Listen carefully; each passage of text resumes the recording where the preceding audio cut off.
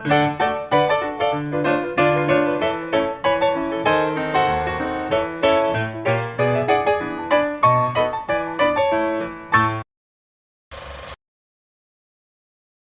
pessoal, estamos iniciando o Primitivo Cast. Eu sou Felipe Silvestre, hoje é dia 22 de janeiro de 2024. Estamos aqui mais uma vez com os irmãos Quevedo e o nosso convidado muito mais que especial. Eu coloco aqui, esse cara foi meu mentor, ele é um estudioso, professor, eu considero ele das mentes mais brilhantes do mercado brasileiro, professor de UX, User Experience. Aprendi muito com ele na minha carreira, na minha trajetória, tanto como profissional, tanto como pessoa também. Então vamos fazer assim. Bem-vindo, Guilherme, Vinícius Quevedo e Victor Quevedo.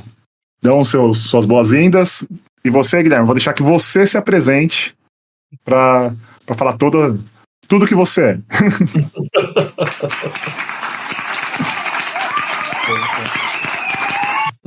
Apresenta, Vinicião.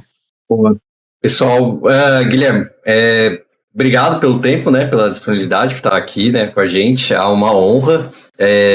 Felipe, ele estava bem empolgado com a sua vinda, ele falou, o Guilherme topou, cara, falar com a gente, que não sei o quê. Eu falei, putz, cara, que legal. Eu falei, vamos tentar fazer um episódio bem bacana, né, tentar deixar eles bem à vontade e...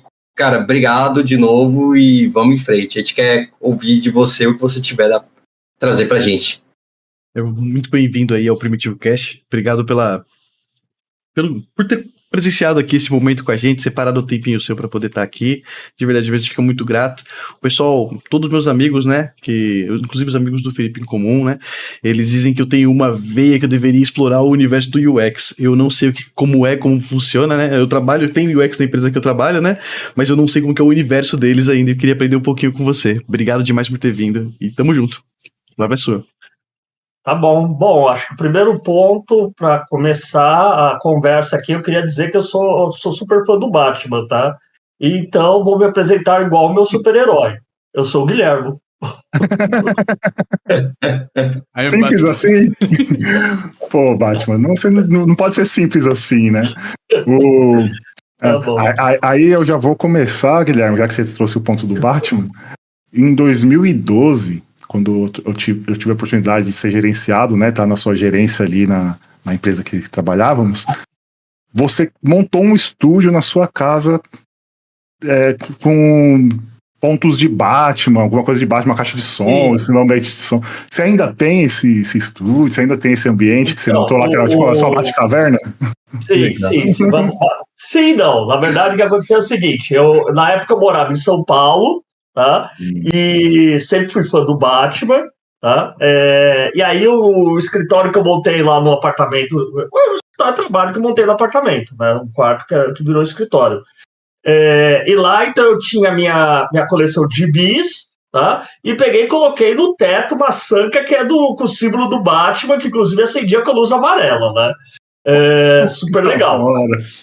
Eu me mudei, né, de São Paulo aqui para o Rio de Janeiro. O apartamento tá alugado, inclusive tá em contrato para o inquilino não tirar a sanca do Batman, tá?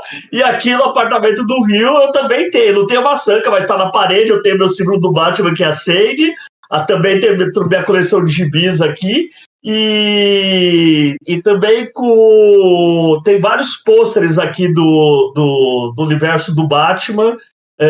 Pôsteres que eu vou lá na Comic Con, adoro comprar os pôsteres dos artistas lá na Comic Con, então tenho vários pôsteres autografados aqui do universo do Batman, coleção de bonequinhos aqui e tudo mais. Que louco! Vamos para a pergunta primordial que a gente sempre faz. Vamos falar do primitivo do Guilherme. Quem é o Guilherme? Onde ele nasceu? Como que é a família dele? Como que é a estruturação dele? Como que você chegou a ser essa pessoa incrível que você é hoje? Tá bom. Bom, vamos começar dizendo o seguinte. O Guilherme nasceu em São Bernardo do Campo, e apesar de ter nascido em São Bernardo do Campo, eu sou o primeiro da família que nasceu na capital. Tá? Meus pais vieram do interior, tá? vieram de uma cidade chamada Colina, é uma cidade antes de Barretos. Tá? Meu pai se mudou para São Paulo, ele foi morar com uma tia que morava em São Caetano para fazer o colegial e depois fazer faculdade. A minha mãe, os pais dela, quando ela tinha mais ou menos, acho que 15, 16 anos, se mudaram de Colina para Campinas, também para ela fazer faculdade. E aí ele já se conheceu lá de Colina, namoraram, e aí quando eles finalizaram a faculdade, eles acabaram se casando e se mudaram para São Bernardo do Campo. Meu pai lá tinha começado a trabalhar lá em São Bernardo do Campo. Tá? Gosto muito de falar disso porque eu acho que muito do que eu sou eu devo a eles. Tá? Por exemplo, meu pai, ele foi uma das primeiras pessoas a trabalhar com computação no Brasil. Ele começou a trabalhar com computação em 1969, quando a Prefeitura de São Bernardo comprou um computador e montou um departamento de processamento de dados. Tá? Pra vocês terem ideia, não existia ainda o Apple, acho que não existia o Apple I ainda. Tá? E meu pai fez carreira lá no departamento de processamento de dados e tudo mais. Né? Daí acaba abrindo um pouco o meu gosto pela computação. A minha mãe, ela é professora de matemática, e aí também vem daí, eu diria assim, da minha mãe, veio o gosto pela matemática, mas mais ainda o gosto por ensinar. Tá? Foi minha mãe que começou a me colocar para dar aula particular, e aí foi onde eu comecei a gostar de ensinar as pessoas. Tá? Bom, de formação, eu estudei até a 8ª série em escola particular, porque eu tinha bolsa, eu era filho da professora. Meus irmãos tínhamos bolsa, tá? Não que meus pais tinham uma boa situação econômica, tá? Não vou falar disso daí não, tá? Mas ter a bolsa ajudou. Eu sou o mais velho de 4 filhos, então sustentar 4 filhos numa escola particular não é fácil. Tá? Que mais? Colegial, eu fiz colegial técnico em eletrônica, tá? Que, aliás, aí tem até uma coisa interessante. Tá? Eu sempre quis ser engenheiro elétrico. Entendeu? Eu, com 12 anos, depois que passou aquela fase de você querer ser astronauta e bombeiro, tá? Eu descobri que eu queria ser engenheiro elétrico, tá? Um pouco disso é que, sei lá, mais ou menos devia ter uns 9, 10 anos, eu peguei uma lanterna do meu pai, eu desmontei a lanterna e fiz uma arma laser com a lanterna. Tá? Entendeu? Então. Calma aí, como que era essa arma laser? Eu desmontei a lanterna, peguei a lâmpada, coloquei na frente de um cabo de vassoura, um interruptor aqui, eu tinha uma arma laser, entendeu? Entendi. Gatilhava e metia a luz no. Põe uma lâmpada na frente, cara, com 8 anos você tem uma arma laser. Entendeu? Que sensacional. Entendeu? E eu sempre gostei de eletricidade, também de mexer com computador, né? Na época, estava começando a ter os primeiros computadores pessoais aqui no Brasil. Tá? Então, eu tinha aula de Basic na escola, com CP500 e tudo mais. E aí eu peguei, com 12 anos mais ou menos, já falei assim, eu queria ser engenheiro elétrico. Aí, beleza, fui fazer colegial técnico em eletrônica. Tá? Saí do colegial técnico em eletrônica e falei assim, quero ser engenheiro elétrico com ênfase em computação. Tá? Então, sabia até a ênfase. Eu nunca tive a dúvida que o meu filho, por exemplo, passou agora no vestibular, mudou a faculdade umas 3 vezes até decidir o que queria fazer. Tá? Bom, fiz colegial técnico em eletrônica, aí depois, então, eu prestei para fazer engenharia elétrica. Tá? Na primeira vez que eu prestei, eu passei na FENAMA, não passei na Poli, que era a que eu queria.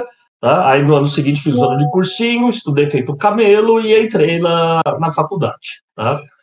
E a fagulha de professor já vinha dessa época? Não, ela já vinha. A fagulha de professor, o legal da influência de mãe, assim, é que você não percebe, entendeu? Talvez você não percebe, entendeu? Entendi. Quando você menos espera, você já você já segue os passos da mãe.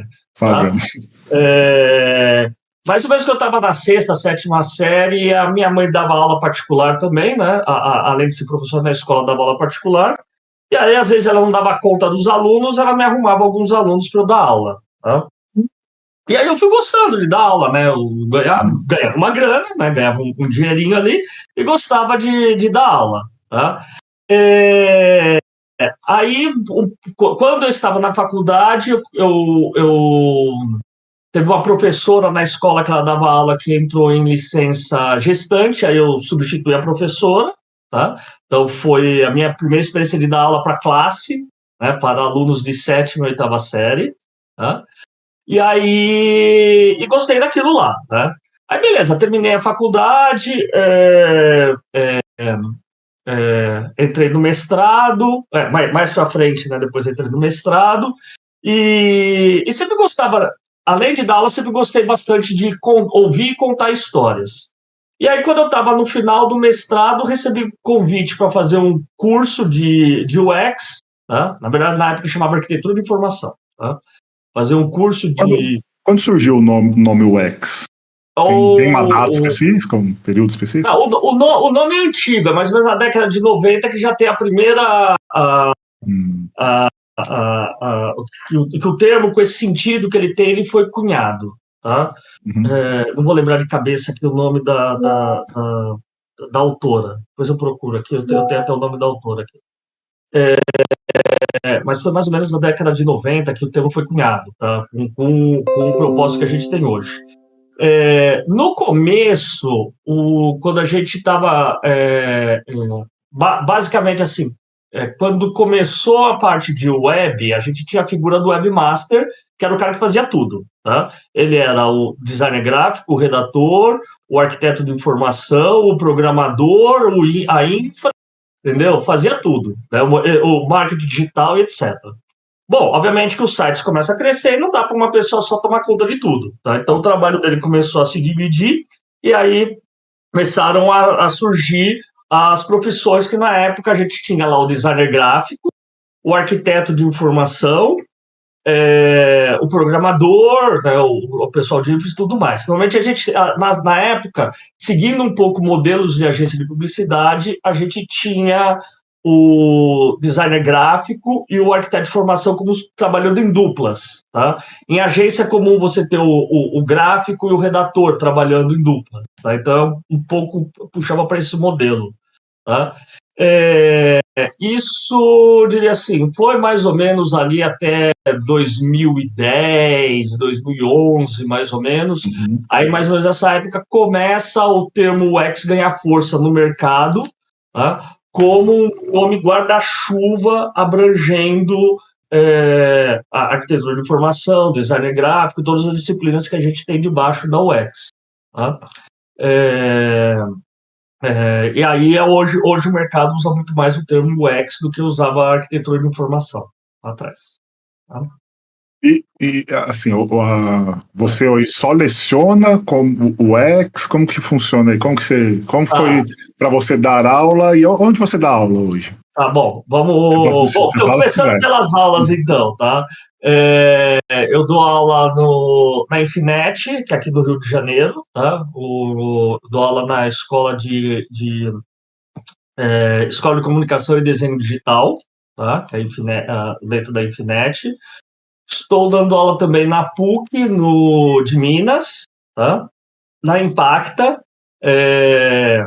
em São Paulo, e no MBA da USP, né? Da USP Exalc. Tá? Todas elas eu estou dando aula remota, né? Então, aqui mesmo de casa que eu dou aula para todas elas. Tá? E eu sou professor, mas também trabalho, né? Isso daí vou falar isso. Tá? Mas... A gente tem que usar o termo, né? Você pode até dar aula, mas você tem que trabalhar para poder se sustentar. No Brasil, infelizmente ainda tem que ser dito, né? Infelizmente é isso, tá? Então hoje eu sou gerente de UX no Claro TV+, né? Na Claro, na área de TV da Claro, tá? inclusive, você pode estar na área de TV, mas depois que eu comecei assim, não sei, depois que eu era cliente Claro antes de você chegar lá. E depois que você chegou lá, assim, por incrível que pareça, melhorou a usabilidade. Não sei se foi da sua ida para lá, mas foi no momento ali que teve uma Sim, mudança, mas umas ainda teve muita coisa atualizações. para melhorar. Ainda tem bastante coisa que a gente quer melhorar no produto, tá? Sim, a gente Legal. fez algumas melhorias, tem boas melhorias, mas ainda tem muita coisa que a gente quer melhorar no produto, tá? Mas, voltando na história de professor que também trabalha, no meu caso, eu, Guilhermo, tá? Eu gosto eu dou aula para ser um profissional melhor e eu sou um profissional melhor porque eu dou aula, tá? Então, eu não me vejo só trabalhando ou só dando aula. As duas coisas, para mim, se complementam. Então, se alguém me for falar assim, Guilherme, você quer trabalhar aqui na empresa, mas você não pode dar aula, esquece, eu não vou. Tá? E eu gosto dessa combinação porque o dar aula, eu dou aula para aprender, né? Eu não dou aula para ensinar, eu dou aula para aprender. E eu aprendo muito com os alunos, aprendo muito com as experiências dos alunos, com as perguntas dos alunos. O próprio ato de você dar aula faz com que você questione a sua prática, né? O teu trabalho, o jeito de você agir. O dar aula faz você questionar isso. Me ajuda na hora que eu estou dando aula. Eu acho que dando aula, trabalhando, eu sou um professor melhor, porque eu chego para os alunos e falo assim: então, a teoria fala isso, mas deixa eu falar como que é ela prática. Tá? Na prática, o que acontece? Tá? Que eu vivo na prática e vice-versa, tá? E aí também na hora que eu estou na prática eu falo assim, mas a teoria fala isso, por que eu não estou conseguindo fazer o que a teoria está falando? Tá? Então, hoje dar aula é uma segunda profissão que eu tenho. A minha primeira profissão, de onde que eu ganho dinheiro, é como gerente de UX lá na Claro. Dar aula é uma segunda profissão, mas eu não seria bom na minha primeira profissão se eu não tivesse a segunda. Legal. E Guilherme, uma pergunta. Da onde você tira tanta energia para trabalhar como gerente na Claro e ainda dar aula em todas as instituições renomadas que você falou? Eu tô ouvindo você falar aqui, eu preciso dar trocar meu mindset aqui, porque, o Guilherme, ele tá em 360 e eu tô aqui, nossa, eu trabalho em um emprego e falo, cara, eu tô impressionado, cara, de verdade. Cara, é um misto de... Primeiro tem um pouco de paixão. Na hora que você gosta das coisas, o cansaço não é tão grande assim. Tá? Segundo, esse da aula, eu já dou aula há muito tempo. Que eu falei, comecei a dar aula em 2007. Já vai fazer quase 20 anos que eu dou aula. Tá? Então, a primeira vez que você vai dar aula, eu diria assim, é aterrorizante. Tá? Você vai montar um curso pela primeira vez e tudo mais.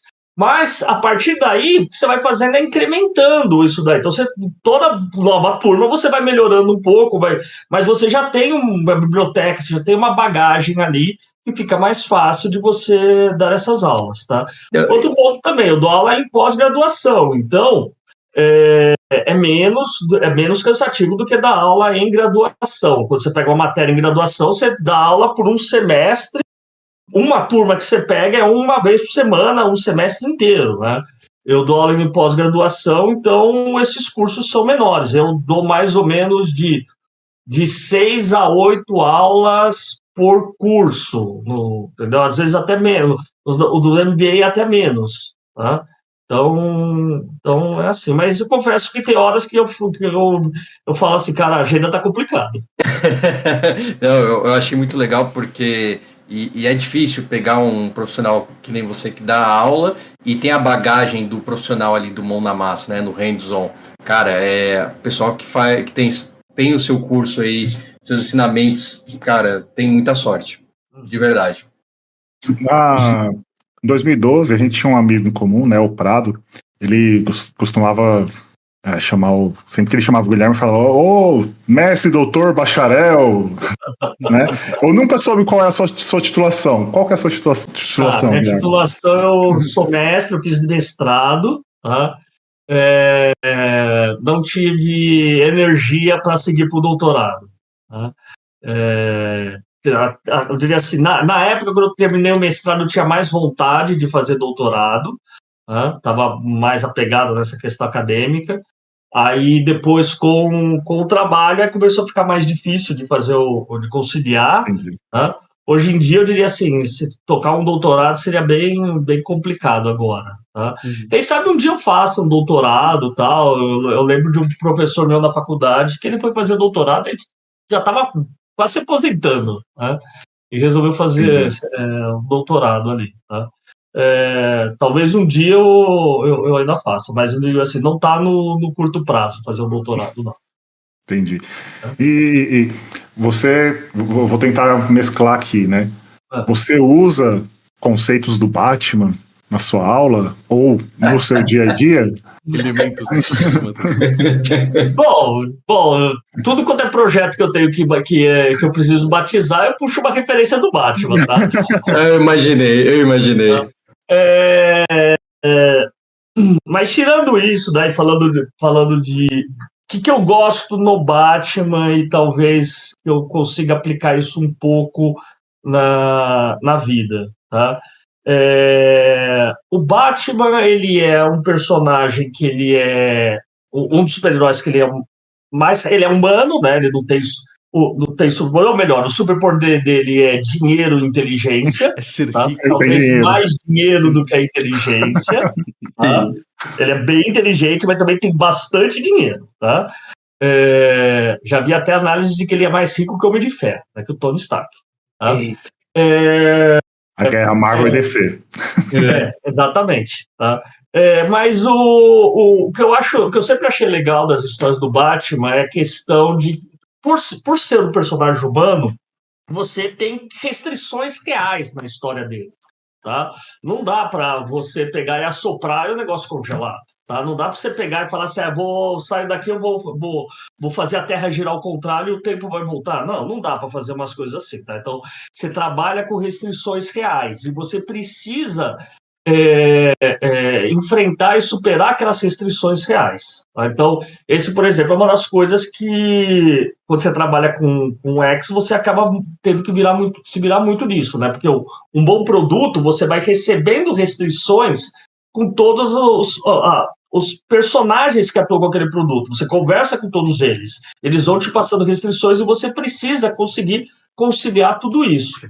Então, um pouco que eu vejo de Batman é isso daí, de você conseguir conciliar essas restrições, né, e apesar dessas restrições, você conseguir chegar no teu objetivo, tá? E outro ponto também, que o Batman, ele é uma pessoa super resiliente, né? Então, tem várias histórias que o Alfred fala assim, você toda noite anda em cima do muro, tá? Mas consegue picar em cima do muro, não cai nem para um lado nem para o outro. Tá? Que é uma coisa que é difícil você sempre se manter fiel aos seus valores, se manter fiel às coisas em que você acredita e ter essa resiliência de falar assim, cara, eu vou conseguir superar esse problema apesar de tudo que está acontecendo aqui. Tá? Eu vou conseguir superar esse projeto, vou conseguir superar essas dificuldades que aparecem. Tá? E também ele tem um grande respeito pelo suporte que ele tem. Tá? Então, a gente vê muito o Alfred como suporte nas histórias do Batman, tá? Mas ele tem vários outros suportes ali. A gente pode considerar o Alfred o mentor dele? Podemos considerar. O Alfred é uma mistura de mentor com pai, com professor, com amigo, com funcionário. Alfred, né? Entendeu? Qualquer visão que você quiser dar para o Alfred, você consegue. Tá? Mas o Batman tem todo o Alfred, tudo bem, que ele personifica a ajuda que ele tem, tá? Mas você vê que o Batman tem muitas outras, né? Tem várias outras ajudas, suportes, né? Que permitem que ele faça o que ele faz, tá? E ele tem muito respeito para todos esses daí, tá? Então, eu acho que talvez esse seja algum dos valores que eu vejo no Batman que eu acabo seguindo na minha vida. Que legal. Conhecendo quem passou pela trajetória, quem fez ele chegar até onde ele está, né? A caminhada, né? Legal. Exatamente. E eu vou te perguntar, Guilherme, se me permitir, você falou que tem filho, então você é um pai de família de um filho, tem mais filhos? Tá, eu tenho dois filhos. Um menino que agora está entrando na faculdade agora esse ano, passou agora na faculdade, tá? E uma menina. O mais velho tem 17, minha menina tem 12. Ou já está direcionando aí para o caminho de UX, de tecnologia. E não, meu filho vai prestar administração, tá? E Para se encontrar depois. minha filha, por enquanto, quer ser designer de moda. Tá? Legal. Vai ser Estilista. Legal. Boa. Dos projetos que você já fez, de UX, todas as empresas que você já passou, você pode citar um que foi um desafio muito grande e que você considera assim, o projeto que você já desenvolveu e entregou, que fez diferença na sociedade ou algo do gênero? Putz, tem vários ali, tá? Eu diria assim, não diria tanto projeto, eu diria que talvez as empresas, porque é difícil falar um projeto. Na verdade, quando você está trabalhando, ainda mais eu que sempre trabalhei dentro de empresa, você está lá construindo um produto. Então, são vários projetos que vão formando aquele produto ali, tá? Eu diria assim, grandes escolas que eu tive na minha vida profissional, tá? Quando eu trabalhei no Banco Real, tá, que a gente construiu lá Internet Bank, pessoa física, pessoa jurídica, eu passei por todos os produtos digitais que tinham lá no Banco Real. Tá? Foi uma grande escola para mim, foi onde eu tive contato, foi onde eu comecei a trabalhar com o X, propriamente dito. Foi lá que eu tive meu primeiro cargo de UX registrado em carteira. Tá? Foi lá que me motivou a fazer mestrado e tudo mais. Tá? Era um ambiente de inovação e de estudo de inovação muito, muito, muito legal que tinha lá. Tá? E os produtos que a gente fez fazem diferença até hoje. Tá? Até o Banco Real tem, sei lá, mais de 10 anos que, acho que até mais, que não tem mais, né, que foi comprado pelo Santander. E vira e mexe, quando eu falo, eu trabalhei no Banco Real, as pessoas lembram com carinho dos produtos, lembram que era mais fácil de usar e tudo mais, tá? Então a gente fez uma boa diferença ali na questão de serviços bancários. Depois, outra grande escola que eu tive foi da Nakato, o Felipe trabalhou comigo lá, tá? E a gente a gente mudou tudo, entendeu? Mudou. A cara. A gente pegou o momento da empresa em que a empresa foi comprada por um novo grupo, mudou o CEO, mudou toda a diretoria, mudou a estratégia, e aí teve que refazer todo o site. E nesse projeto eu fico muito feliz de ter participado de mudar o posicionamento, a visão que os clientes tinham da própria empresa. Tá? Então. Eu lembro que nessa época, né, Guilherme, depois, assim, eu acompanhava algumas páginas, o UOL ainda tinha aquela cara feia, quadrada, até a Cato tinha também essa cara feia e quadrada. Foi engraçado, né, que foi bem nessa mudança da Web 2.0 ali, no início da Web 2.0, que aconteceu essa reviravolta, né, que inclusive a Cato foi uma das primeiras a mudar a paginação, a cara, a forma de fazer e tudo mais. Sim. Mudou completamente. Eu tinha o histórico como eram as páginas antes e depois, quando a gente lançou, mudou muito, muito, muito o produto. Tá? E com métricas mostrando que melhorias de taxa de conversão e tudo mais. Tá? Outro grande projeto que eu trabalhei que me fez me mudar aqui para o Rio de Janeiro, tá? Foi quando eu fui trabalhar na Globo para fazer o Globoplay. Tá? Então, eu trabalhei para gerente de UX de produtos e responsável lá pelo lançamento do Globoplay e depois o relançamento que teve em 2018. E é um produto que eu tenho muito carinho por ele. Pode-se dizer que você é um dos pais do Globoplay? Acho que sim. Tem vários pais, Tem vários pais, claro. Eu acho que eu sou um deles lá. Tem tela minha no ar até hoje lá. Legal. Eu acho que é um produto grande e tal, mas eu acho que uma coisa bacana é que é um produto de uma empresa nacional que é ícone, né? Que falei bem ou falei mal, todo mundo, mas é um ícone no Brasil, né? A Globo, e de entrar numa estratégia de querer bater de frente com concorrentes internacionais. Tá? Então, eu diria assim, de produtos de streaming de vídeo, ele nasceu como um produto para bater de frente com os outros, tá? Com Netflix, Prime e tudo mais, tá? Disney, HBO. Nesse ponto, eu tenho muito orgulho de ter feito parte dessa história, tá?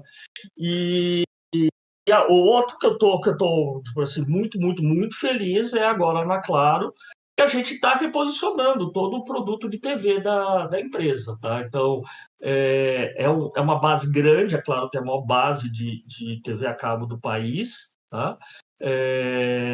E estamos modernizando, tem muita coisa legal que a gente está fazendo, ainda nem tudo conseguimos passar para os clientes, tá? Mas tem muita coisa legal que a gente está fazendo lá no produto. Tá? Que top. Era um projeto, ele falou vários projetos, e projetos até que tá no nosso dia a dia, né? Que a gente vê. Eu falando, eu falei, cara, que legal, meu. Realmente. Você existe na minha vida há muito tempo mesmo, só que você não sabe quanto. É incrível isso. Para quem quer iniciar, vou fazer a pergunta que o Victor deveria fazer. Obrigado. Para quem quer. Ele tá com vergonha, o Victor tem vergonha às vezes. É muito raro, e acontece pouco de verdade mesmo, aconteceu hoje. Mas eu então vou fazer até a pergunta, o Felipe tava querendo roubar lá. Pra quem quer iniciar de fato lá, quero começar a explorar esse universo, eu quero começar a entender e chegar um dia a ter, né, capacidade de poder atuar como você atua hoje, sabe? Você passou olha por onde você passou, a história que você tá contando, tudo o seu trajeto pra poder chegar, olha por grandes nomes que você passou. Mano, de verdade, você influenciou minha vida muito, não foi pouco não. E eu queria realmente saber como que eu poderia fazer para poder iniciar um trajeto ou deixar para quem quer também, né, aprender com você nesse momento, ter essa oportunidade. Tá, bom, como qualquer profissão, precisa estudar, tá? Eu diria assim, primeiro ponto é esse, tá? A área de UX ela é muito ampla, tá? Peter. Você consegue se especializar, por exemplo, você pode se especializar só na área de pesquisa, você pode se especializar só na parte visual, você pode se especializar só na parte de escrita, né, que é o UX-Write, e por aí vai. Tá? Então, eu diria assim, primeiro ponto é tentar conhecer um pouquinho de quais são essas vertentes e ver em qual que você quer se especializar. Tá? Eu digo se especializar porque é importante você conhecer o restante. Tá? Você saber como que é feita a interface, como que é desenhada, as heurísticas que existem, como os dispositivos funcionam e tudo mais, tá? A UX, como ela é uma área bem generalista, ela consegue também abraçar pessoas de diversas formações, tá? Então, o grosso acaba vindo de pessoas da área de design, mas design, publicidade, comunicação, mas você tem meu caso, por exemplo, que eu sou engenheiro, tá? Tem pessoas que acabam vindo de várias outras áreas ali, tá? E todas elas acabam trazendo visões diferentes, isso é bacana, tá? Eu sugiro para quem quer começar, primeiro,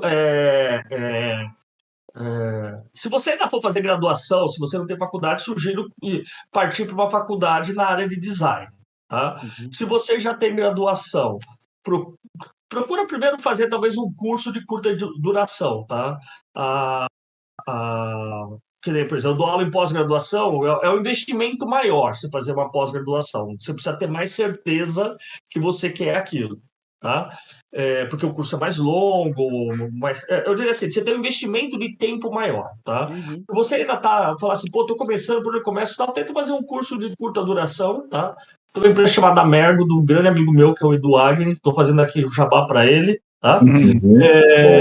Tem cursos maravilhosos, tá? Então, eu recomendaria, começa fazendo um curso de curta duração lá na Mergo, tá? Para ver se você gosta disso, tá? E depois também, depois começar a procurar alguma vaga, provavelmente você vai conseguir alguma vaga de júnior, tá? Para você começar a atuar na área, tá? no melhor dos mundos, você tentar conseguir uma vaga de júnior numa empresa que já tem alguma estrutura boa. Tá? O mercado já, eu diria assim, até ano passado estava bombando, aí ano passado, esse ano começou, esse ano não, né? Nós estamos em 2024, desculpa.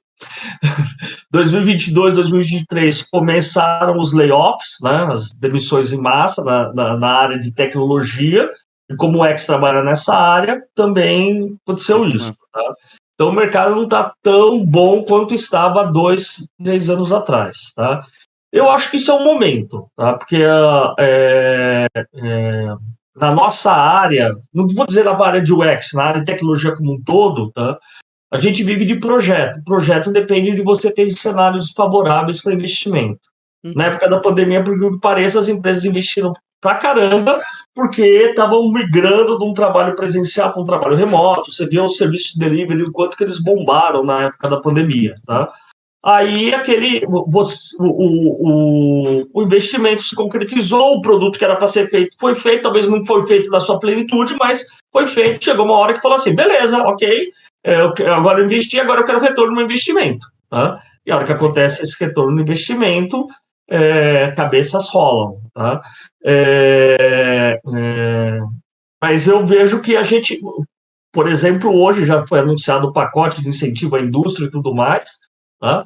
Pelo governo, então eu vejo que isso vai ser momentâneo. Tá? Eu acho que é um vale que a gente tem, mas novas ondas de investimento vão vir e essas novas ondas de investimento vão gerar novos empregos na área de tecnologia como um todo. Tá?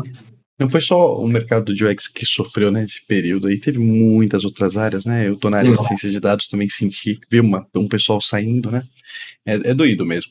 Mas, de fato, quando você diz das áreas que você tem para poder explorar ali dentro, a que mais me interessa é a de visualização, como que eu posso alcançar o meu objetivo induzindo ele. Pô, eu achei incrível essa parte, sabe? Eu gosto muito de criar painéis dashboard, e o melhor painel dashboard que eu já fiz na minha vida, eu fiz aportado por um UX. O nome dele é Talisson, e ele falou assim, Vitão, mas o que você quer causar? Ele me provocou de uma forma única, depois de me tirar, assim, tudo que eu queria, tudo que saiu no painel e ficou incrível, ele tirou de mim, isso foi incrível, é uma habilidade que ele tinha como UX, ele trouxe uma organização para as coisas, e aí começou a colocar harmonia e aí elementos que dentro de um dashboard que seriam únicos, e ficou incrível mesmo, ficou um dashboard que a gente chamou de dashboard de personas, tinha 5 personas diferentes, um layout incrível, cada cor representando bem a marca, e eu queria muito explorar esse universo um pouquinho mais, sabe? Acho incrível. Sim. Aí tem um ponto que é na hora que você está entrando mais nas metodologias de design propriamente dito. Tá? Então, quando a gente fala do design thinking, do pensamento de design e tudo mais, porque quando você... eu diria assim, talvez esse começa a ser um papel de um pouco mais senioridade. Então, se ele provocou isso em você, provavelmente ele já deve ser uma pessoa mais sênior. Tá? Um bom produto, ele é fruto de um diálogo. Né? E o papel do design, uma parte, ou diria assim, uma boa parte do papel do designer, tá? É promover esse diálogo. Então, quando você fala assim, das técnicas de design, do design thinking, tal, são maneiras de você promover esse diálogo. E quem que você vai chamar para esse diálogo? Né? São as pessoas que influenciam ou são influenciadas, né? Afetam ou são afetadas pelo produto. Então, na hora que você tem que trazer para o diálogo, né? Ao stakeholder do seu projeto, tem que trazer o usuário, sim, o nosso papel é trazer o usuário, mas tem uma série de outras figuras importantes. Você tem o programador, você tem o redator, você tem o pessoal de marketing, você tem o pessoal de atendimento, você tem o pessoal de vendas, todos eles têm contribuições genuínas para trazer, tá? E a hora que você consegue trazer todos eles para a conversa, que você consegue estabelecer uma colaboração entre todos eles, tá? É a hora que você consegue desenhar um bom produto. Tá? Eu diria assim, muitas vezes a sensação que eu tenho quando eu apresento um produto e eu falo assim, puta, esse produto ficou legal, esse produto você vê nas pessoas, quando você está apresentando o produto para aprovação, você vê brilho nos olhos das pessoas, né? Você vê as pessoas animadas com o produto e tal. Muitas vezes a sensação que eu tenho é, cara, cara, o que eu fiz foi passar a limpo. Tá? Mas é uma sensação boa, não é uma sensação humilde, é uma sensação, cara, eu consegui promover o diálogo entre as pessoas, consegui ouvir todo mundo, tá? E basicamente o que eu fiz foi passar limpo a opinião das pessoas. Tá? Então, eu diria assim, é gratificante a hora que você consegue fazer isso. Tá? Quando eu me deparei com as apresentações que o time de UX faz, elas estão em um nível diferente. Ela é um nível diferente, porque quando você pega pra poder entender, vamos começar pelo Miro, vai. Eu vou me aventurar pelo Miro ali. Aí o meu Miro, ele tem uns 3, 4 quadrinhos ali bem personalizadinhos, né? Mano, quando você entra no board de um cara de UX, rapaz, mas você cai assim numa história. E essa história que você tá fazendo, mano, a navegação, aí eles pensam na navegação do usuário e começa a fazer um monte de... E é tudo muito bem feito. Todo mundo tem que ter um que artístico, né, pra poder ser UX, não tem? Tem um pouco disso, tá? Tem um pouco disso e tem um pouco de você... eu não sei se é você saber contar histórias ou se é intrínseco você saber contar história. Porque eu diria o seguinte, vamos lá. Eu estou tentando expressar o que é a ideia que eu estou aqui agora.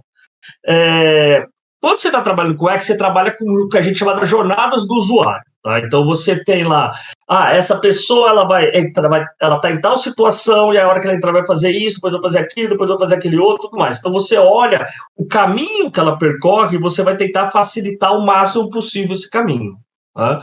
Então, essa visão de você pensar em jornada, naturalmente, te ajuda a pensar em contar aquilo como uma história, tá? E falar assim, a pessoa entrou aqui, ela fez isso, aí o caminho que ela foi fazendo ali. E você tem que, junto desse contar história, você vai pensando em todas as situações que ela tem. E se ela clicou aqui, se ela clicou lá, e se ela viu isso, e ela conseguiu ler a mensagem, e se ela não leu, e se ela está com pressa, tá? Você começa a pensar em todos esses caminhos ali. E você vai detalhando isso. Tá? Tem uma outra coisa, uma ajuda também, tá? Que ao longo do projeto você vai validando aquilo, então você vai apresentando isso para as pessoas. Tá? E os devs adoram fazer perguntas difíceis. Tá? Aliás, Vini, se você estiver me ouvindo, tá? Um abraço. Tá? O Vini é um líder técnico que tem lá claro que ele sabe o que é affordance. Tá? Aquele cara que falou que antes que amava ele, gente boa pra caramba. Depois eu explico o que é affordance. Tá? Eu brinco porque o Vini é o líder técnico que... não só ele, os outros também fazem, mas a brincadeira que eu tenho com o Vini é que eu apresento o projeto e ele começa a falar, e essa situação? E se o cliente assim, assado fez? Né? E eu pego e falo assim, pô, Vini, não faz pergunta difícil, não sei, entendeu? Porque... é um discover. E depois você vai descobrindo, você vai detalhando o seu projeto, tá? Uma das coisas também que acontece no trabalho de UX é que você materializa as ideias, tá? Então você tem de um lado a área de negócio que tem ideias abstratas, amplas, entendeu? Eu quero fazer isso, imagina um produto que vai fazer assim, assado, mas está muito no plano das ideias, tá? Do outro lado, você tem os desenvolvedores que você precisa entregar para eles uma especificação concreta. Mas você vai falar assim, a tela é para ser assim, é tantos pixels de largura, por tantos de altura, o espaçamento é esse, clicando aqui ele vai para lá, tá? Não, mas e se for nessa situação ele vai para lá, se não vai para cá, e assim por diante. Ou seja, precisa de uma especificação concreta, tá? Não estou falando aqui que o trabalho deles é mais fácil ou mais difícil, é uma natureza de trabalho diferente, tá? Uhum. Então, e a UX acaba ficando no meio, tá? E por ficar no meio, às vezes acontece o que você está falando, a gente precisa entender a ideia, mas fazer uma especificação bem detalhada para passar para o desenvolvedor, para falar para ele, é isso que tem que fazer, tá? E muitas vezes você precisa desse detalhamento para garantir que aquela ideia, aquela implementação, aquela experiência que você está querendo fazer, tá? Que ela realmente seja implementada daquela forma. Então, você precisa detalhar bem isso daí. Tá? Então, deve ser por isso que você acaba vendo os trabalhos do pessoal de UX e fala assim, caramba, como que o pessoal detalha as coisas e tudo mais. minimalista, assim, cada detalhezinho. E tem até uma parte que eu queria trazer também, uma pergunta que é uma dúvida minha, do ferramental, tá? As ferramentas que eles usam, elas são bem específicas e do grupo de UX mesmo, né? Mas tem uma ferramenta que chegou ao meu alcance por conhecimento, né, desse amigo meu UX, que é o Figma. É uma das ferramentas mais legais para você trabalhar com imagem, é muito legal mesmo, eu consegui fazer muita coisa interessante lá. Mas sabe quando você sente que você é um patinho na lagoa, assim? Você tá só naquele. Você tá boiando ali naquele cantinho e o universo todo tá lá pra você poder explorar? O que você indica pra conseguir se dar bem com essa ferramenta tão grande, ô mestre? Cara, ferramenta você aprende a usar, que daí você deve saber usar um monte de ferramenta, você sabe usar o Excel, você sabe usar o Word e tal, você fala assim, pô, é fácil usar o Excel, fácil usar o Word, sabe, fácil, porque você foi lá e aprendeu e usa há muito tempo. Entendeu? É a mesma coisa com o Figma, tá? O Figma é a ferramenta que está mais em voga hoje na comunidade de UX, porque ela investiu bastante na parte de colaboração, tá? Uhum. Ela tem também não é mais as mil maravilhas, não, tá? Você encontra, a hora que você vai a fundo, você encontra limitações nela, tá? Tem vários tutoriais ensinando a usar o Figma, tá? Vale dar uma olhada nesses tutoriais, tá? Entender como que cria componentes e tudo mais e tal. E na parte de software, eu diria assim, software um pouco dele é igual a andar de bicicleta, tá? Você aprende a andar de bicicleta andando de bicicleta, tá? Eu lembro lá atrás, quando sei lá, devia ter uns 14, 15 anos, tal, quando meu pai comprou o computador e eu comecei então a aprender a mexer no Word, no PowerPoint. Lotus 1, 2, 3, entendeu? Olha a idade, tá? No Word, no Lotus e tudo mais, tá? Cara, o que eu fiz? Eu comprei um livro, na época não tinha internet, né? Obviamente. Então eu fui lá, comprei um livro de Word e eu li o livro na frente do computador. Então o computador falava assim, como é que faz para formatar o parágrafo? Você vai lá, seleciona tal, e clica aqui, clica lá, tal, né? E aí eu ia lendo e fazendo as coisas. E aí assim, é o jeito mais... É um dos melhores jeitos de você aprender, porque você está lá experimentando, você faz no seu tempo, você explora as suas curiosidades ali, tá? Então, usar também... O famoso ter um tutorial, a documentação ali do software, da ferramenta, numa tela e na outra você vai... Exatamente. Você tem que ir fazendo um pouco disso daí, e aí você vai aprendendo, tá? Você começa a entender as funcionalidades a hora que você tem necessidades práticas, né, do teu projeto, tá? Você fala assim, tô fazendo a tela aqui, não tem um jeito mais fácil de fazer? Tem um jeito mais rápido de fazer? É a hora que você começa a entender as funcionalidades da ferramenta. Eu fico imaginando que eu sofreria muito para poder entender sobre a transição de elementos. Eu acho que eu sofri muito para poder programar isso CSS, deve ser assim uma tarefa herculeana. Eu tentei pouquíssimas vezes trabalhar com esse tipo de linguagem e eu não cheguei no meu resultado que eu queria, tá? Não cheguei no resultado que eu queria, mas cheguei próximo. Aí eu desisti porque eu tinha pouco tempo para poder, né, hospedar nisso, mas foi muito bom. Então, por isso que eu tenho essa veia que eles falam, né, Vitor? Você tem um quê, sim, cara? Você gosta, você se daria muito bem, e eu acho que seria interessante eu explorar esse universo mesmo, e acho que você não tá aqui à toa, cara, de verdade mesmo. Acho que chegou pra... Você, inclusive, falou, né? Gostaria que você repetisse o nome da empresa, né, que vende os cursos. Eu pretendo, de verdade mesmo, fazer um que é uma coisa que eu gosto mesmo, é uma coisa que eu preciso pro meu dia a dia, e vai me ajudar muito, né? É um conhecimento que fica pra vida. Tá, procura lá, chama Mergo. A empresa chama Mergo, MERGO, tá?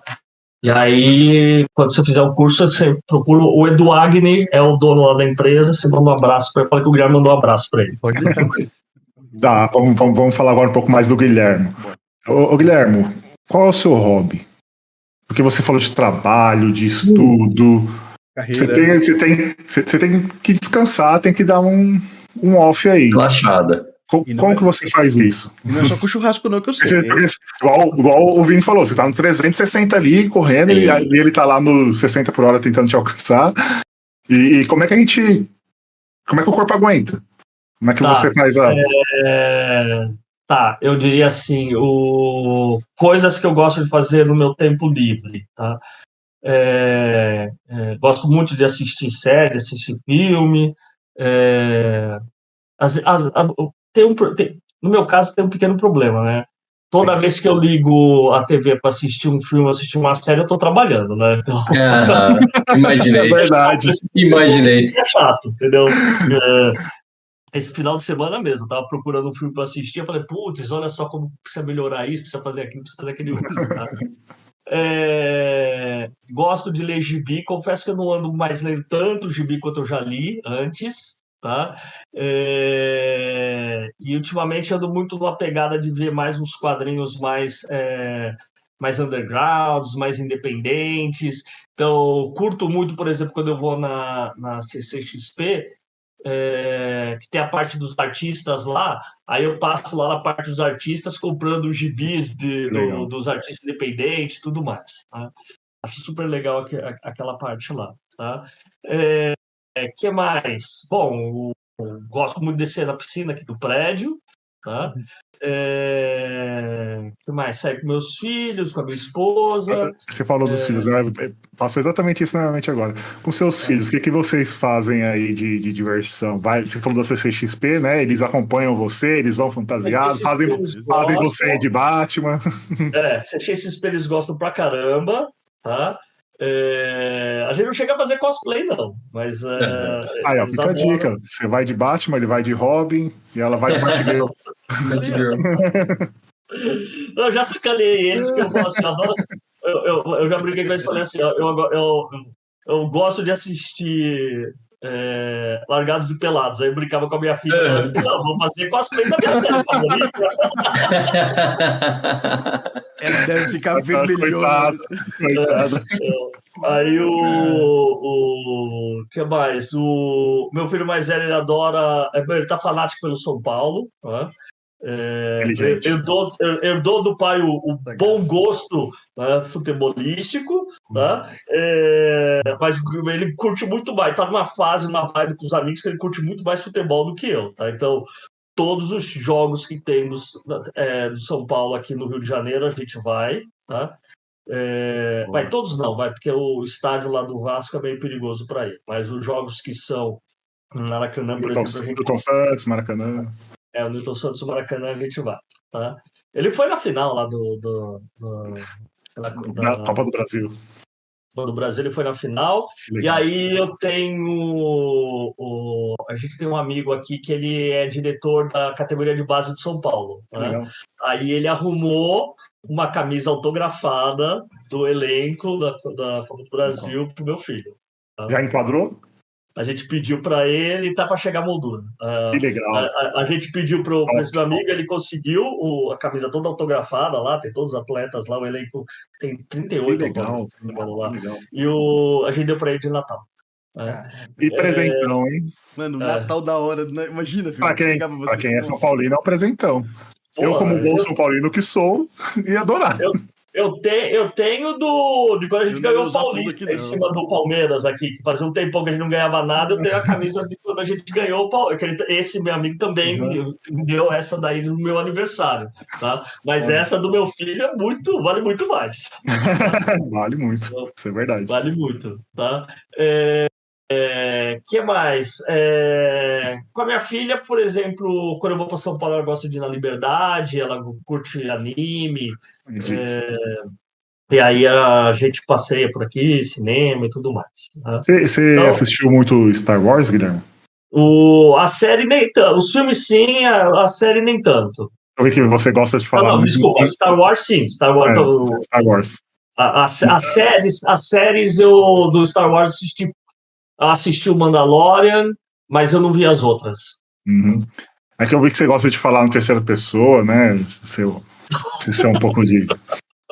Você falou ser verde, né? Não sou tanto, não. Não sou meio Jedi, assim. Não sou mestre Yoda, não. E uma curiosidade, assim, Guilherme, você falou que morou muitos anos em São Paulo e foi para o Rio de Janeiro. Você sentiu essa diferença, assim, de cultura, de clima? Você falou, não, me adaptei fácil. Adaptar, você se adapta. Uhum. Tá? Eu diria que talvez uma das coisas que ajuda muito na adaptação, quando você se muda com os filhos, é a hora que você bota os filhos na escola, você começa a criar rotina e começa a fazer amizade com os outros pais das escolas. Tá? Que legal. Aí você vai se adaptando. É uma maravilha mudar? Não, não é uma maravilha mudar para qualquer lugar. Mesmo que você for mudar para São Paulo, quem mora fora, para qualquer lugar que você for mudar, você tem um período de adaptação ali. Tá? Mas aqui no Rio é gostoso, aqui onde a gente está a gente mora aqui na Barra, é um lugar que a gente gosta bastante aqui. Tá? Fizemos bons amigos aqui, tudo mais, cariocas e não cariocas, tá? A gente tem também amigos que também se mudaram para cá. Eu queria perguntar uma coisa. Meus filhos não querem voltar. Meus filhos, quando se mudaram para cá, o meu mais velho tinha 9 e a minha mais nova tinha 4, né? Então, os amigos deles estão aqui, o namorado do meu mais velho está aqui e tal, não querem voltar para São Paulo nem ferrando. Eita! Eu tô tendo que trabalhar em São Paulo, semana sim, semana não, eu tô indo para São Paulo, eles falam assim, azar o seu. Vou deixar vocês aí. O pessoal do Rio, eles são bem receptivos com o pessoal dos outros estados, professor? Eu não sei. Cara, eu diria assim, acho normal, tá? Minas é mais, né? Ninguém ganha de mineiro, né? A cidade que foi turística. Comparando um pouco o carioca com o paulista, eu acho o carioca às vezes um pouco mais briguento do que o paulista, tá? Mesmo sendo cidade turística, porque São Paulo é turístico, mas não é igual o Rio, né? Que o Rio tem a fantasia, né? Cidade maravilhosa, as praias, né? No final do ano, né? Recentemente eu fui pra fora, fui pra uma praia fora do Brasil. Eu descobri por que quem vem pro Brasil fala que a praia do Brasil é maravilhosa. Lá fora os caras não podem fazer nada na areia, só anda lá e olha o mar, nem entra na água. Ela chega aqui, tá lá tocando o samba, todo mundo brincando, jogando bola, bebendo cerveja. Sim, o pessoal é mais, eu diria assim, o pessoal é mais bem alegre aqui, tá? Acho que talvez até mais do que São Paulo. Que eu falo que é mais briguento é a hora que você... eu diria assim, na hora que acontece algum problema tal, eles brigam mais do que talvez em São Paulo, tá? Mas, nossa, tem amigos aqui maravilhosos, tem amigos cariocas aqui que são pessoas maravilhosas aqui, tá? E é um misto de cidade turística, mas como metrópole também, né? Então, tem todas as coisas que acabam tendo numa metrópole também, e tem um monte de problemas, tá? É uma cidade, é cidade maravilhosa? Mas é uma cidade cheia de problemas como qualquer outra cidade do país, tá? Não tem a ilusão de que o Rio é melhor ou pior, não, é cheio de problema igual São Paulo igual Curitiba, igual BH e por aí vai. Tá? Você falou, né, de toda essa diversidade cultural aí do Brasil. Você é um cara de São Bernardo que cresceu em São Paulo, foi pro Rio e dá aula na PUC Minas. Como que é? Como que é a sua gama de alunos na PUC Minas? Pega Brasil inteiro ou é mais o pessoal mineiro mesmo? Ou você lida com todo mundo do Brasil inteiro? Os cursos hoje em dia eles acabam pegando pessoas do Brasil inteiro, porque os cursos, provavelmente esses cursos de pós que acabaram virando online, então você pega pessoas do Brasil inteiro. Antes, quando eu dava aula aqui no Rio, que era só o presencial, aí você só pegava, no máximo você ia pegar alguém de Niterói, vai. Vou botar assim, de Niterói, de Caxias, tal. Você não ia ser um carioca, ia ser um fluminense ali. Exatamente, porque, cara, você precisa ir presencialmente para a aula, tá? Agora, com os cursos online, aí você acaba pegando pessoas do país todo. Isso é bacana, porque você acaba convivendo todas... Né? Acaba tendo diversidade cultural, tá? Uma curiosidade sobre isso, tá? Eu já tenho acho que uns 2 ou 3 anos, que eu fui chamado para dar aula online, tá? Eu dei aula na Universidade Estadual da Amazônia, tá? E aí eu dei aula para uma turma lá, era uma turma super bacana, os caras têm um projeto lindo lá, tá? E dei aula para uma turma de alunos e professores lá. Depois que eu peguei dessa aula tal, aí eles me convidaram para dar aula em Tefé, tá? Dar aula para uma turma de Tefé, também era online, tá? Tefé fica 12 horas de barco de Manaus, tá? E aí, aprendizados que você tem de experiência, né? Um dos exemplos que eu dou em aula é de mapa de metrô, tá? Então, eu tenho um exemplo lá de um mapa de metrô, eu explico lá do mapa do metrô e tudo mais, tem até no meu livro, né? Um exemplo lá do mapa do Wurman e tudo mais, tá? E beleza, tava dando aula em TV e tal, também peguei, dei experiência, falei a mesma coisa. Então, imagina que vocês estão andando de metrô, que vocês estão andando de trem e tal. Não tem metrô, não tem trem, Tefé. Eles ficaram, professor, mas o que é A isso? maioria dos alunos, tipo, só viu em filmes, entendeu? Meu Deus. Muitos alunos lá nunca tinham andado de metrô, de trem, entendeu? Sabem que existe, entendeu? Não vou falar, mas sabem que existe, sabem o que é e tudo mais tal, mas alunos que eram lá da região, tinham alunos que nunca tinham andado de trem e metrô. Tá? Para usar como exemplo. Não deu para usar como exemplo. Aí o projeto que eu tinha que passar para ele, que eu combinei com o coordenador de passar para eles, era um projeto para vender passagem para os barcos que tem do porto ali, né? Nossa, aí eles me deram uma aula do negócio. Mas é tal, não sei, é outra realidade, né? E isso até tem um pouco a ver com isso tem muito a ver com o X, né? Você conhecer esse mundo do seu usuário, tá? Você entrar nesse mundo, é onde você vai desenvolvendo a empatia, você vai entendendo esse mundo lá com eles, tá? Então, nossa, os alunos me deram uma aula dos projetos que eles estavam fazendo lá. Tá? Legal. Então, foi uma experiência super bacana essa. Tá? Eu tenho só... Se alguém de Tefé estiver me ouvindo, tá? Um abraço para vocês. Legal. A gente vai fazer mais 2 perguntas e descansar, né? Que todo mundo merece. A primeira pergunta é sobre série, né? Que você comentou. O que você acha do Black Mirror? Que traz o futurismo, traz esse modelo. Trouxe muita evolução para o X e esse cenário? Cara, o que eu gosto do Black Mirror é uma série maravilhosa, tá? Inclusive, eu brinco para os alunos, eu falo assim, a lição de casa, tem que assistir. Dica. Pula o primeiro episódio. Para quem está ouvindo e não assistiu o Black Mirror, tá? Pula o primeiro episódio, tá? Cada episódio é uma história independente. Pula o primeiro episódio. O primeiro episódio é meio chocante, tá? E às vezes você assiste o primeiro episódio e você vai ter uma conclusão errada da série. Tá? Então pula o primeiro episódio, tá? Depois você pode assistir o primeiro episódio, tá? Mas o primeiro é meio forte. Tá? Mas ele é maravilhoso, porque ele questiona várias coisas que a gente tem da convivência com a tecnologia, tá? Várias coisas que tem lá que são, eu diria assim, ele é bem futurista, mas coisas que você fala assim, isso são futuros possíveis, tá? É para esse caminho mesmo que a gente está querendo ir, tá? O clássico episódio das redes sociais, por exemplo, maravilhoso, tá?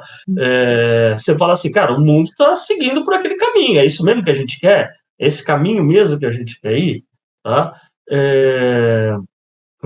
Então, cara, vale muito a pena, adoro, eu acho que ele traz inspirações e reflexões, não só de UX, né, reflexões de vida mesmo, tá?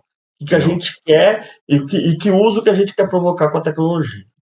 Aí a última pergunta. Não, pode perguntar. Pode comentar. É que acabou de falar de Black Mirror, né? Do universo tecnológico, e a gente conheceu tanto do profissional. Eu queria muito saber se você apoia, né, o uso das IAs no trabalho, o professor. Eu queria saber se você apoia esse tipo de doutrina. Eu não sei, eu queria saber. Tá. Eu diria que sim, tá? Eu diria que é uma tecnologia que veio para ficar, tá? É uma tecnologia que a gente está aprendendo ainda a usar ela, tá? Como toda tecnologia, eu sei que ela traz riscos de pessoas perderem emprego, tá? Da mesma forma que as máquinas, que o carro tirou o cavalo da economia e por aí vai, tá? Isso acontece e não tem como a gente querer fugir disso, tá? Não tem como a gente querer fugir disso daí. Eu sempre falo que tecnologia ele é uma maneira para a gente resolver problemas, tá?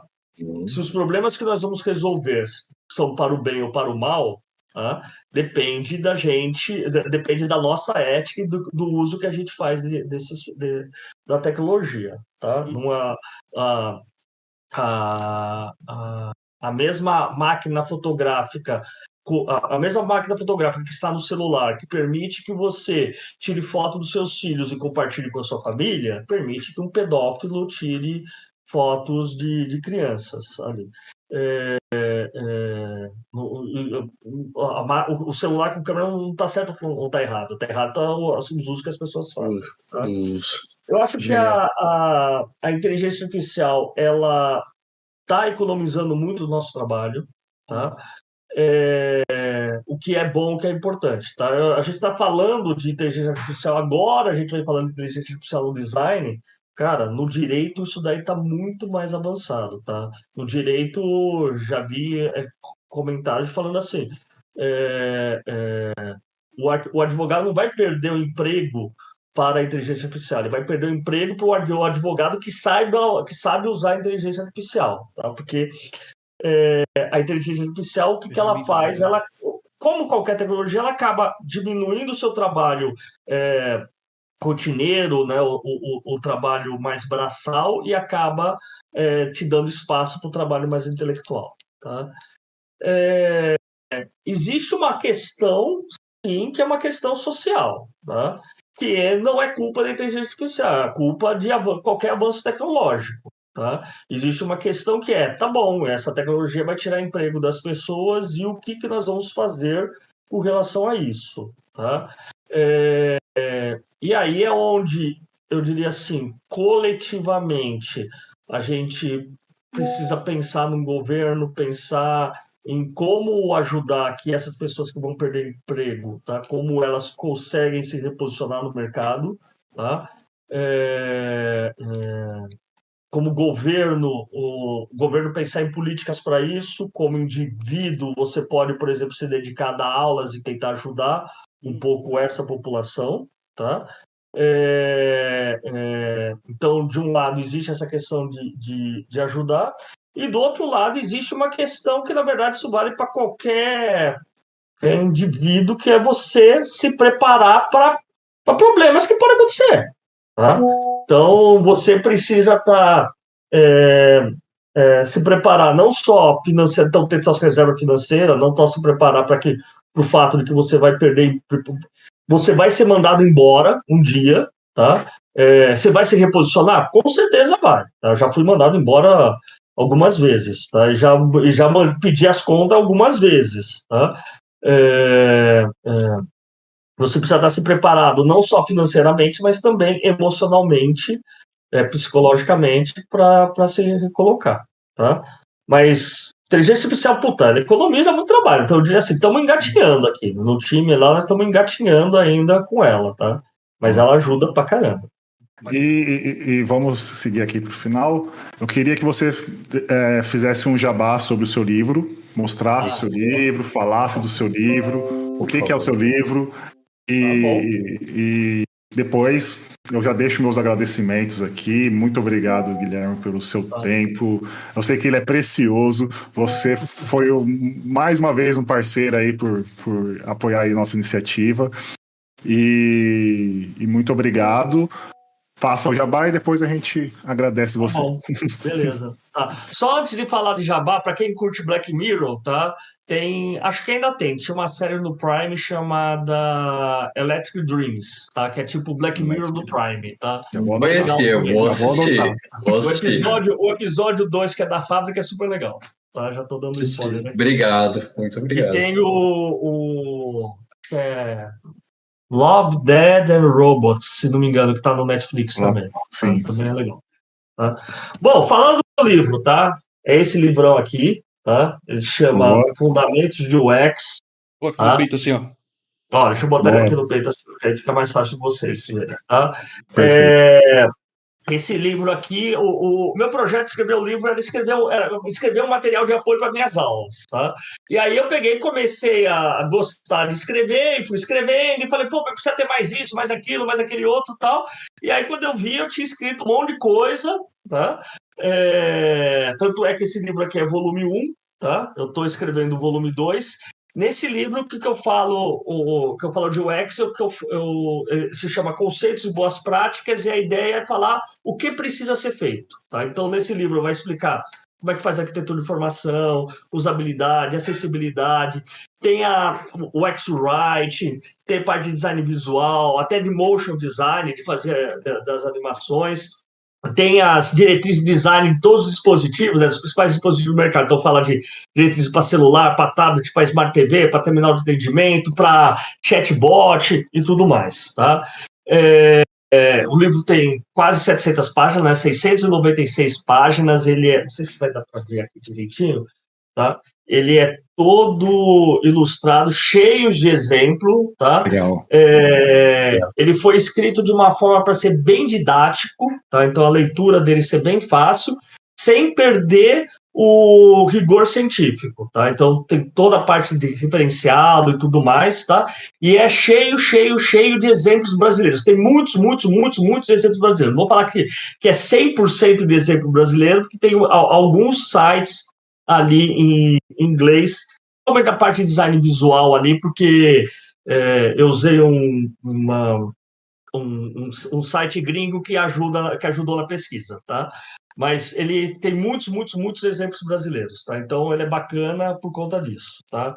Tem resumo no final de cada capítulo, resumo no formato de sketch e tudo mais, tá? Então, mais uma dica para quem está começando UX, tá? Recomendo também ler o livro. É um livro de cabeceira. Como adquirir, acesse fundamentosdeux.com, tudo junto, tá? fundamentosdeux.com é o site.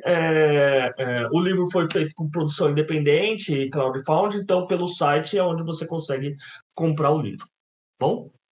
Maravilhoso. Eu queria complementar dando uma força para esse momento que você deu de apresentar o seu livro, que, pessoal, todo mundo tá sofrendo com problema para dormir. Não tem nada que me faz, assim, de verdade mesmo, mais me embarcar para preparar para o sono do que uma boa leitura e aprender no momento tão crucial, cara. Eu acho maravilhoso. Eu tava lendo um livro muito bom, acabou agora recentemente, professor. Eu acho que, de verdade mesmo, eu acho que você conseguiu me vender um livro, tá? Mas vamos que vamos. Obrigado.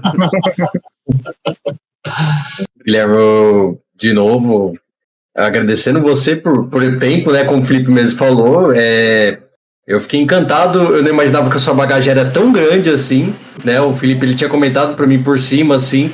Eu falei, putz, que bacana, mas ouvindo você falar, e assim, eu espero que essa experiência que pelo menos eu tive aqui seja a mesma que os nossos ouvintes vão ter, e aí a gente vai colocar toda o site, né, do livro, o material, porque eu acho que vai ser muito enriquecedor para quem está procurando esse nicho no mercado.